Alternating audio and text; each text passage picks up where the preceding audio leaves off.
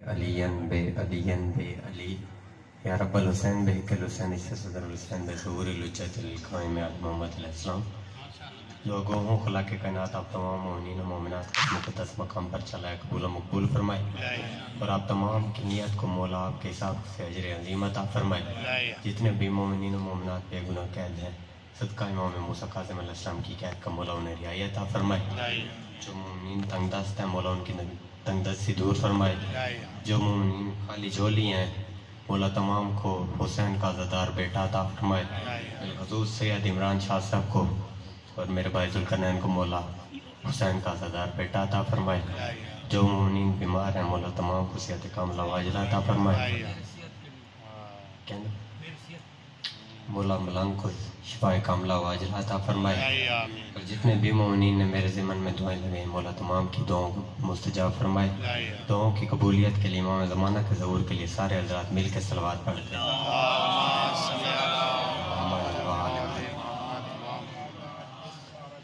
اعوذ باللہ السمیع العلیم من الشیطان اللعین الرجیم بسم اللہ الرحمن الرحیم. صلوات بر محمد و آل محمد.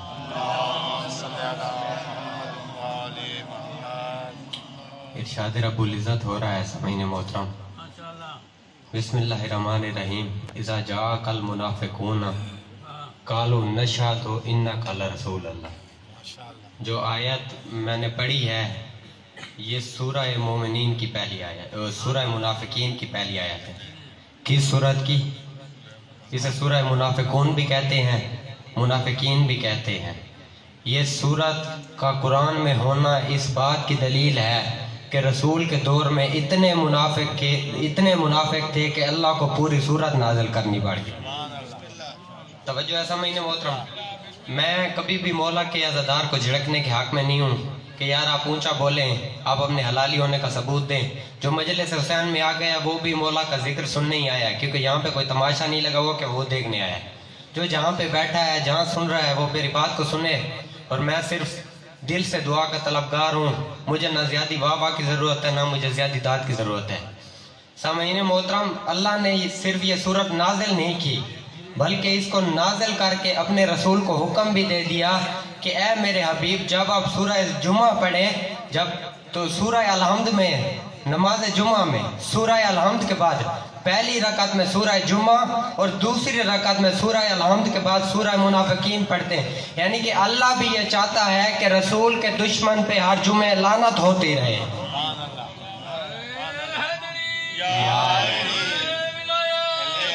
ولی اللہ. اللہ ارشاد فرما رہا ہے اذا جاءک المنافقون. حبیب جب یہ منافق آپ کے پاس آتے ہیں توجہ ہے سامعین محترم. صلوات پڑھ دے محمد و آل محمد.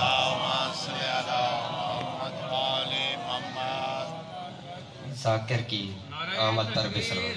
اللہم صلی علی محمد و آل محمد. یا علی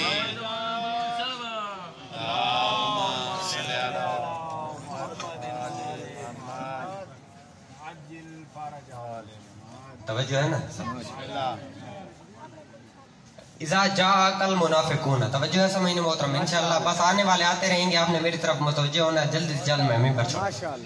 جب یہ منافق آپ کے پاس آتے ہیں جب یہ منافق آپ کے پاس آتے ہیں میں بات کو اتنا آسان کرنا چاہتا ہوں کہ ہر بندے تک دیکھیں نا. جب آپ کے کوئی پاس آتا ہے تو کوئی آپ کے دائیں بیٹھتا ہے. توجہ سامعین محترم میری جان. کوئی آپ کے دائیں بیٹھتا ہے کوئی آپ کے بائیں بیٹھتا ہے محمد کے دائیں بائیں ہے پھر بھی منافق.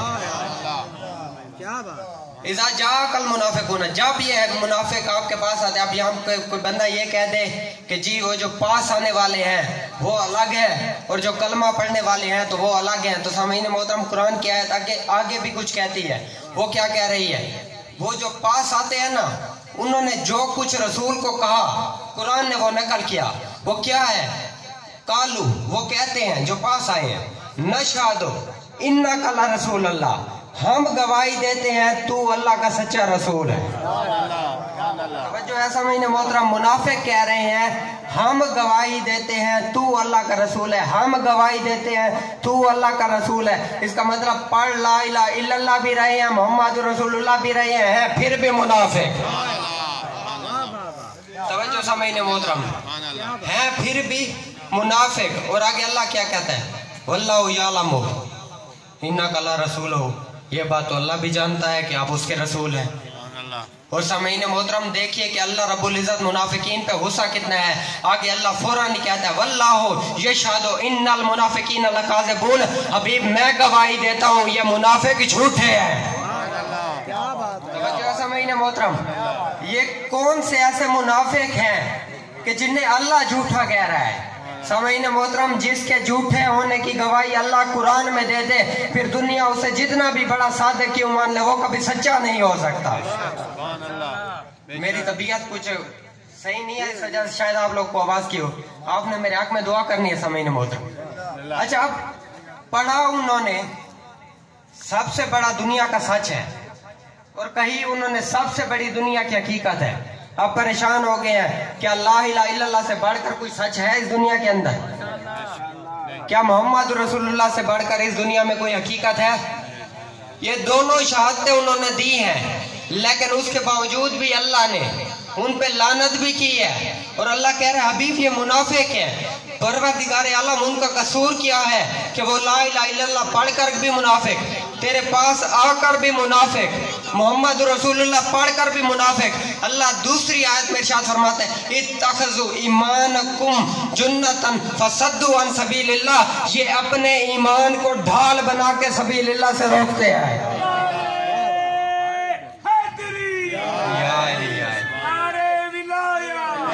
ولی اللہ یہ اپنے ایمان کو ڈھال بنا کے سبیل اللہ سے روکتے ہیں. سامعین محترم یہ سبیل اللہ کیا ہے کہ جس سے روک دیا جائے بندہ لا الہ الا اللہ پڑھ کر بھی منافق, محمد رسول اللہ پڑھ کر بھی منافق, محمد کے پاس آ کر بھی منافق. سامعین محترم توجہ ہے نا آپ حضرات کی؟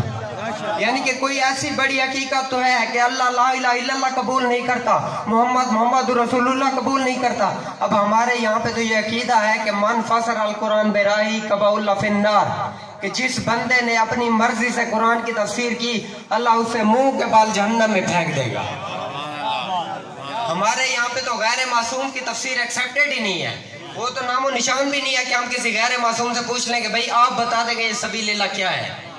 تو سامعین محترم آپ پوچھیں گے کس سے؟ پوچھیں گے اس سے جس کے اوپر قرآن نازل ہوا ہے. سامعین محترم جب آپ کے اور میرے رسول سے پوچھا گیا کہ یا رسول اللہ وہ سبیل کون سی ہے کہ جس سے روک دیا جائے تو بندہ لا الہ الا اللہ پڑھ کر بھی منافق ہو جاتا ہے, جس سے روک دیا جائے بندہ محمد رسول اللہ پڑھ کر بھی منافق ہو جاتا ہے, جس سے روک دیا جائے بندہ محمد کے پاس آ کر پھر بھی منافق ہو جاتا ہے. رسول نے فرمایا السبیل فی القرآن ہے ولایت علی ابن ابی طالب علیہ السلام.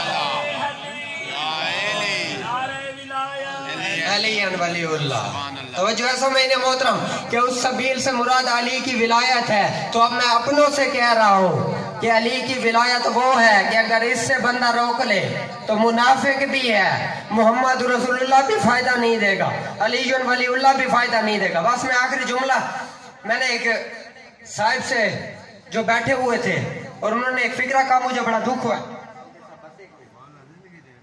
یہ میں کتاب لے کے آیا ہوں, میں نے اپنی ساری گفتگو چھوڑ دی ہے, بس یہ حوالہ میں اس کو بتانا چاہتا ہوں کیونکہ میری یہ مجبوری ہے سامعین محترم اور میری یہ بری عادت ہے کہ مجھے کوئی باپ کی گالی دے دے تو میں برداشت کر سکتا ہوں, لیکن جب کوئی علی پہ بھونکتا ہے تو مجھے برداشت نہیں ہوتا.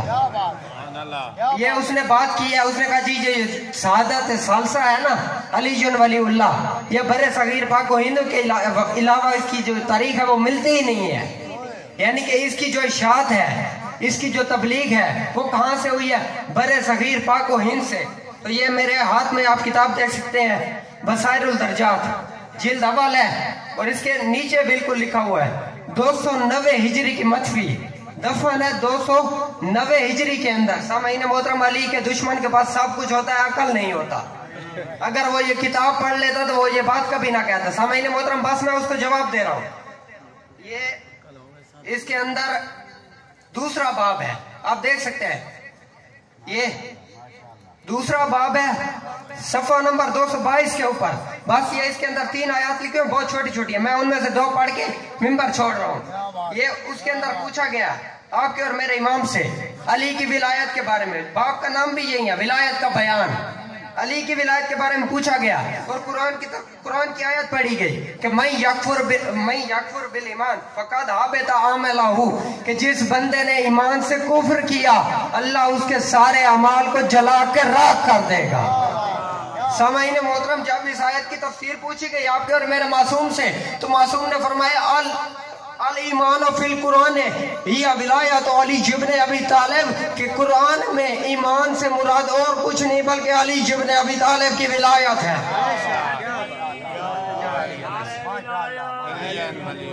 یہ سورہ مائدہ کی 5 نمبر آیت تھی، اور ایک اور آیت میں پڑھنے لگا ہوں، بس ایک اور، زیادہ نہیں میری کیونکہ خود بھی طبیعت خراب ہے۔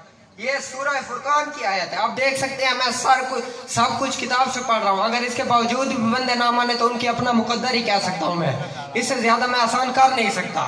یہ سورہ فرقان کی ہے، وہ اللہ ارشاد فرماتا ہے وَقَانَ الْكَافِرُ عَلَىٰ رَبِّهِ ظَهِيرًا، کہ اور کافر اپنے رب کے خلاف کبھی پوچھ رہتے ہیں، یعنی کہ وہ اپنے رب کے خلاف سازش کرتے ہیں۔ جب اس آیت کی تفسیر آپ کے اور میرے رسول سے پوچھی گئی، رسول نے فرمایا کافر رب کے اوپر سازش سے مراد یہ نہیں کہ وہ اللہ کے اوپر سازش کرتے ہیں، کیونکہ اللہ تو وصف سے پہچانا بھی نہیں جاتا، خالق کی تو پہچان ہو بھی نہیں سکتی۔ تو رسول سے پوچھ گیا کہ یہ کس کو اللہ اپنی سازش کہہ رہا ہے؟ رسول نے فرمایا جو بندہ ولایت علی کے خلاف سازش کرتا ہے اللہ اس کو اپنی سازش کہہ رہا ہے۔